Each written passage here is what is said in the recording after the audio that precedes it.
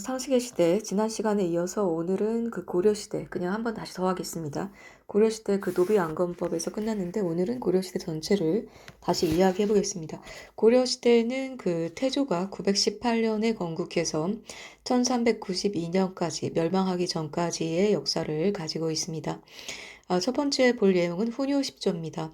943년 고려 태조 왕건이 왕실 자손들에게 훈계하기 위해서 남겼다고 하기 때문에 훈계한다, 훈요, 그리고 10가지다 10조입니다. 그럼 어떤 내용이냐면 이건 943년에 이제 태조 왕건의 이제 유훈, 거의 그 훈계하는 이야기입니다. 1. 국가의 대업이 불교의 호의와 지덕에 힘입었으니 불교를 숭상할 것. 2. 절의 쟁탈과 마구 만들어내는 것을 금할 것. 3번 왕위 계승은 적자적손을 원칙으로 하되 장사가 어질지 못할 때에는 인망 있는 자가 대통을 이을 것. 4번 거란과 같은 야만국의 풍속을 배격할 것. 5. 서경을 중시할 것. 6. 연등의 팔관회 등의 중요한 불교 행사를 소홀히 다루지 말 것. 7. 왕이 된 자는 공평하게 이를 처리하여 민심을 얻을 것. 8. 촬영산맥 이남으로서 공주강 바깥 지방의 사람을 등용하지 말 것. 약간 지역 감정이 이때부터 좀 있었던 것 같습니다. 9. 백간의 기록을 공평히 정해줄 것. 10. 옛일을 거울 삼아 지금을 경계할 것. 이게 지금 고려시대의 그 태조의 유훈을 받은 943년도의 훈요 10조라고 할 수 있겠습니다.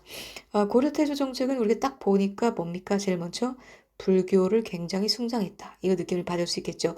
그 외에 고려 태조의 정책으로는 민생을 안정하기 위한 세율을 10분의 1로 경감해서 빈민을 구제하고자 했고요. 그러면서 어떻게 될까요? 왕권의 강화가 자연스럽게 강화될 수 있겠죠. 그리고 또 민족 융합 정책. 지방에 있는 그 호족들의 자손과 결혼함으로써 이제는 민족을 융합하려고 했습니다. 그리고 북진 정책을 꾀했습니다. 고구려의 옛 땅을 되찾고자 하는 의지가 강했다. 이런 거 기억하시면 좋을 것 같습니다. 두 번째, 기인제도입니다. 이게 뭐라고 했죠? 그 민족 융합 정책의 일환이라고 할 수 있겠죠. 지방 세력의 통제를 위해 호족의 자제를 인질로 수도에 머물게 하는 제도였습니다. 10세기 초에 만들어진 제도라고 할 수 있겠습니다. 지방 호족 및 토호의 자제로서 중앙에 볼모로 와서 그 출신 지방의 행정상, 고문고시를 하던 사람이나 그 제도를 이르는 말입니다. 고려 태조가 중앙 집권을 강화하고 지방 세력을 견제하기 위해 마련한 정책으로 신라의 상수리 제도에서 유래했습니다. 13번. 그 다음에 노비안건법 얘기하겠습니다. 이제 이거는 광종 949년에서 975년 통치를 한 광종이 956년도에 실시한 정책입니다. 광종 때 양민이었다가 불법으로 노비가 된 사람을 조사하여 해방시켜준 제도입니다. 강력한 중앙집권적 국가체계를 지향했던 광종은 노비안건법을 단행하여 후 삼국 통일 전쟁 과정에서 전쟁 포로로 노비가 되었거나 호족 세력에게 눌려 강압적으로 노비가 된 사람들을 조사하여 본래의 신분인 양인으로 회복시켜 주었습니다. 이 정책은 호족의 토지를 경작하고 사병 역할을 하던 노비를 감소시켜 호족의 인적 기반을 약화시켰습니다. 왜냐하면 호족의 종들을 빼앗았기 때문이죠. 더불어 이 사람들이 이제 해방됨으로써 세금을 내는 양인이 됐으니까 당연히 국가의 그 왕권이 강화될 수밖에 없었죠. 이는 세금을 내는 양민을 늘려 국가의 통치 기반을 강화하여 호족 세력을 약화시키고 왕권을 신장하는 두 가지 효과를 거둘 수 있었으나 호족들의 강한 반발로 정착되지는 못하였습니다. 네, 계속 이어서 나가겠습니다. 그리고 공음전입니다. 이제 976년 이제 경종이 실시했던 정책입니다. 고려시대 5품 이상의 관료에게 지급되어 세습이 허용된 토지입니다. 5품 이상의 관료들에게 지급한 임야와 토지로 세습이 가능했기 때문에 음서제도와 함께 문벌 귀족의 기득권 유지에 기여하면서 경제적 기반이 되었습니다. 이건 뭡니까? 자손 대대로 문벌 귀족들이 그 세력을 강화할 수 있는 제도가 되겠죠. 네, 976년 경종, 공음전입니다. 그 다음에 이제 상평창 얘기하겠습니다. 986년 성종이 실시한 정책입니다. 고려시대 물가조절기간입니다. 이때부터 물가조절기간이 있었다. 상평창.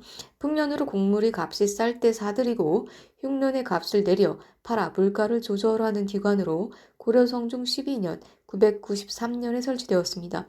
백성들의 생활을 안정시키기 위한 마련한 제도이며 조선시대에는 선해청이라는 이름으로 존속 시행되었습니다. 마침 우리가 지금 미국 이스라엘이 이란과 어때요? 벌인 전쟁으로 인해서 유가가 가격이 상승하니까 유가 가격을 어때요? 일반적으로 더 이상 높이는 최고 가격제를 실시하는 지금의 모습과 비슷한 것 같습니다. 상평창 물가조절기간 986년 성종. 그다음에 도병마사입니다. 이건 10세기 후반에 이제 성종 때 정비한 정책입니다. 고려시대 중요 사안을 심의 결정하던 국가 최고의 회의 기관입니다. 왕 혼자 결정을 내리는 게 아니고 국가의 기관이 회의를 통해서 중요한 사안을 심의 결정하는 제도입니다. 중서문화성의 그 재신과 중추원의 고관으로 구성되었으며 국방상 중요한 문제와 국가의 정책을 협의 결정하는 기관이었다. 뭐라고요? 도병마사라고 기억하시면 좋을 것 같습니다. 성종 때 정비했습니다. 그리고 이제 묘청의 난이 1135년에 있었습니다. 서경천도를 주장하던 묘청이 개경 문벌귀족에 의해 일으킨 반란입니다.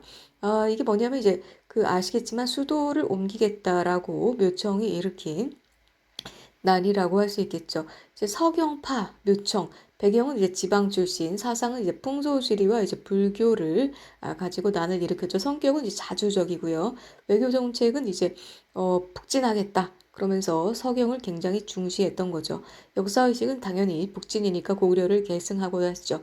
주장은 서경천도, 칭제권원, 금국정벌을 하자라는 약간 자주적인 정신을 볼 수가 있겠습니다.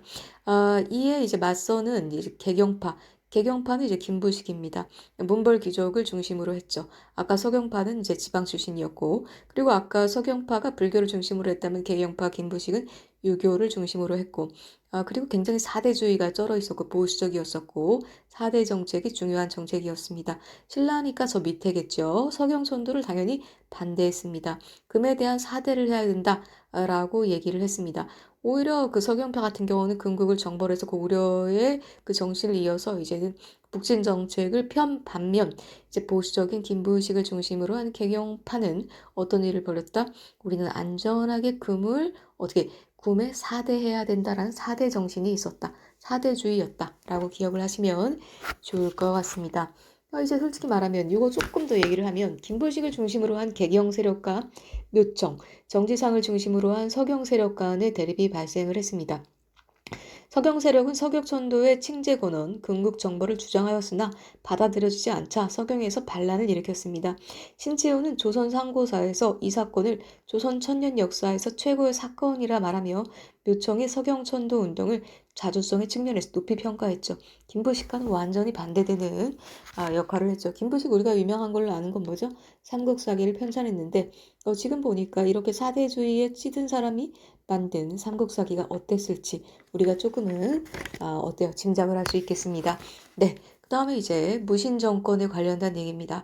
교정도감 1196년 그 유명한 무신정권의 유명한 최충원이 등장을 하기 시작합니다. 고려 무신정권기에 최충원이 세운 정치 기관입니다. 고려 후기 무신정권 당시 최고의 의결기관으로 조세 징수권과 관리, 감찰 등 국정을 총괄하며 막강한 권력을 지니면서 최씨 정권을 뒷받침하였습니다. 최씨 정권을 뒷받침한 무신 정권기의 정치기관이다 하면 교정도감 생각할 수 있겠습니다. 국정을 총괄하는 최고 권력 기구였다. 요까지만 기억을 하죠. 그리고 이제 11세기 전성기 이제 병난도 이게 뭐냐? 예성강 하구에 위치한 고려시대 주요 국제무역항입니다.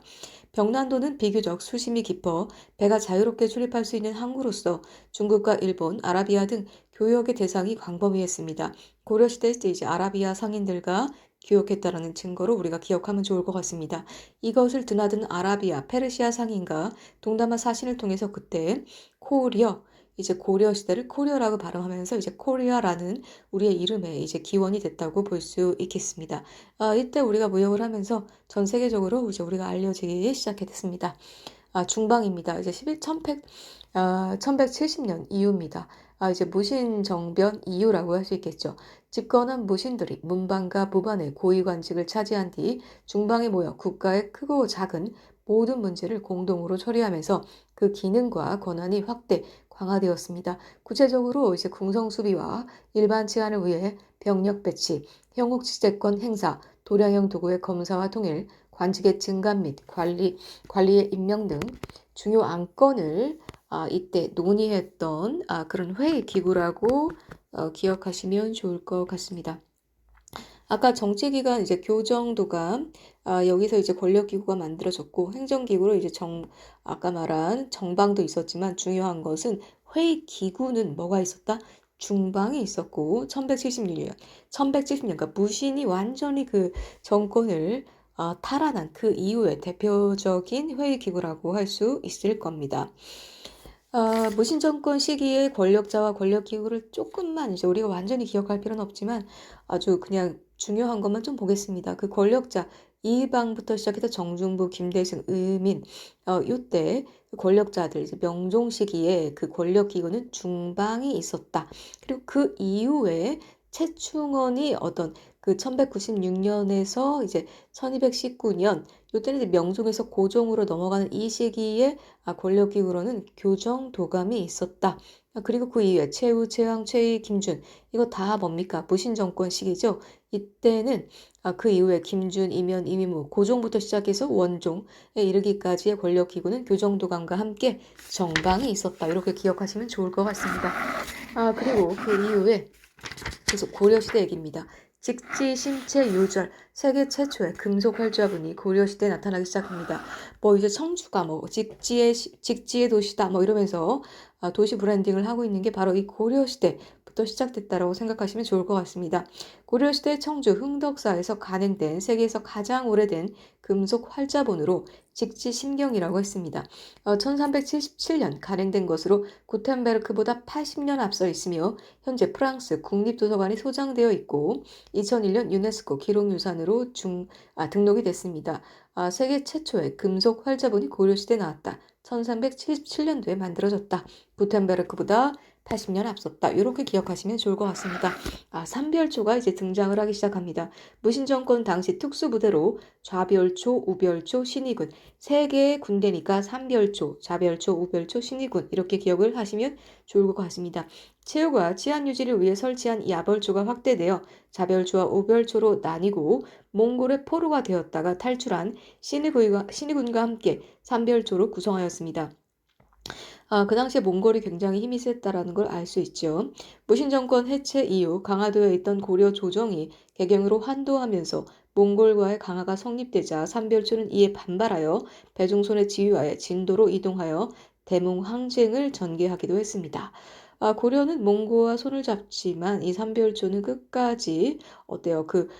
몽골족의 그 항전하는 의미로 진도로 이동을 해서 계속해서 대모항정을 펼쳤다라는 우리가 그 저항 정신을 기억하면 좋을 것 같습니다. 삼별초. 네, 그리고 이제 고려시대 대관계를 잠깐 보겠습니다. 거란이 있습니다. 북진정책 11세기 거란의 침입 서희의 강동 6주로 획득을 했습니다. 강감천의 귀주 대축을 거란과 싸운 전쟁으로 기억하시면 좋을 것 같습니다. 그 다음에 또 이제 여진족이 있었죠. 금나라 윤관의 여진 정벌 기억하시면 좋을 것 같습니다. 그리고 그 당시에 굉장히 힘이 있었던 몽골입니다. 이제 원나라죠. 대몽항쟁을 기억하시면 좋을 것 같습니다. 삼별초 김윤후의 치인성 전투, 삼별초의 항쟁, 그다음에 고려의 개경 환두, 원이 이제 간섭을 하기 시작했죠. 원골이 그 당시에 중국을 다 먹으면서 막강한 힘이 있었죠. 그랬더니 홍건적과 왜구를 기억하시면 좋을 것 같습니다. 공민왕 시절에 이제 우왕 이성계가 이제 황산 전투, 그다음에 최영의 홍산 전투, 채무선의 진포 대첩 이제 기억하시면 좋을 것 같습니다. 국민왕의 이제 개혁 정치 거의 이제 고려가 멸망하기 전에 이제 왕이라고 생각하면 좋을 것 같습니다. 고려의 그 왕을 좀 보면 공민왕이 이제 1300 거의 51년부터 1474년 그 다음에 고려가 멸망하기 1392년 중에 전에 나름 공민왕이 많은 개혁을 하고 이때 개혁 정치의 일환으로 대외적으로 반원 세력을 몰아내고 대내적으로 왕권을 강화하기 위한 개혁 정책을 추진합니다. 개혁 정책이라고 하기에는 어때요? 그 원나라에 굽신되면서 원을 척대시하고 반원을 갖고 원에 굉장히 그 반감을 갖고 있던 세력을 몰아냈다고 기억을 하시면 좋겠습니다. 그럼으로써 본인은 어떨까요?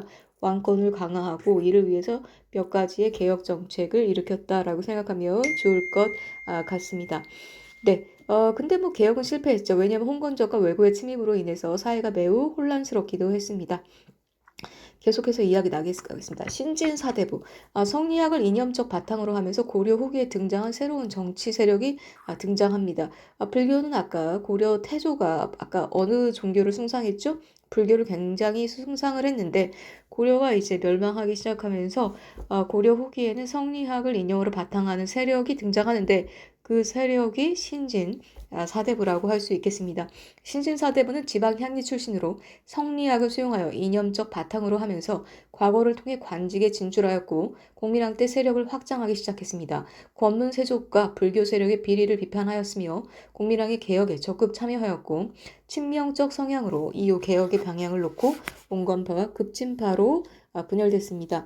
성리학도 이제 고려시대부터 온건파와 급진파로 나뉘어졌다. 급진파는 이제 혁명파라고 할 수 있겠는데 주요 주장으로는 역성혁명을 통한 왕조 개창을 주장했고 대표적인 인물으로는 정도전과 조준이 있겠습니다.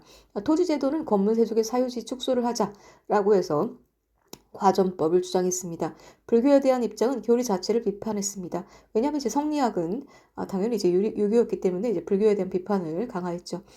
이제 성리학 자체가 급진파와 온건파로 나뉘는데 온건파는 보통 사대부라고 이야기하는데요. 고려 왕조 내 점진적 개혁을 점진적으로 개혁하자라고 주장을 했고 대표적인 사람으로는 정몽주와 이색, 길제 등이 있겠습니다. 정몽주 고려시대 성리학파인데 온건주의다. 반면에 정도준과 조주는 급진파다라고 생각하시면 좋을 것 같겠습니다. 이 사람들은 이제 온건파니까 전면적 토지 개혁은 반대를 했고요. 그리고 교리 자체에 대한 비난. 아까 급진파가 이제 불교를 대놓고 비판한 것에 비해서 이쪽은 자체에 대한 비난은 하지 않았습니다. 네, 그리고 삼국사기와 삼국유사에 대해서 좀 이야기를 하겠습니다. 삼국사기, 삼국유사. 아까 삼국사기 누구였죠? 김보식이었죠. 삼국사기는 고려 인종의 명을 받은 김보식 등이 편찬을 하였고 이는 현존하는 최고 가장 오래된 역사서로서 유교적 합리주의 사관에 기초하여 기전체 형식으로 서술하였으며 신라 계승 의식을 많이 반영하고 있습니다. 아까 말했죠. 이 사람들은 굉장히 뭐와 반대되는 묘청의 난과 반대되는 거죠. 묘청이 아까 북진 정책을 주장한 반면에 이 사람들은 오히려 북진하지 말자라고 이야기를 했죠. 반면에 삼국유사는 원간석기에 이련이 쓴 역사로서 불교사를 바탕으로 기록되어 왕력과 함께 기편을 두어 고대의 민간설화나 전래 기록을 수록하였습니다. 특히 단군을 우리 민족의 시조로 여겨 단국 건국설화를 수록한 것은 삼국유사입니다. 조금 비교해볼까요? 삼국사기는 고려 중기에 만들어졌고 삼국유사는 고려 후기에 저자는 삼국사기는 김부식, 삼국유사는 이련이다. 사관은 삼국사기는 유교적 합리주의의 기전체라면 삼국유사는 불교사를 중심으로 한 단군 신화를 사관으로 했다. 그리고 이제 삼국사기가 아까 말한 듯이 사대주의의 반면 삼국유사는 우리의 조상 단군을 내세우면서 자주의식을 갖고 있고 삼국사기가 신라를 계승하고자 했다면 삼국유사는 당연히 고구려를 계승하고자 하였다라는 차별점을 가질 수 있습니다.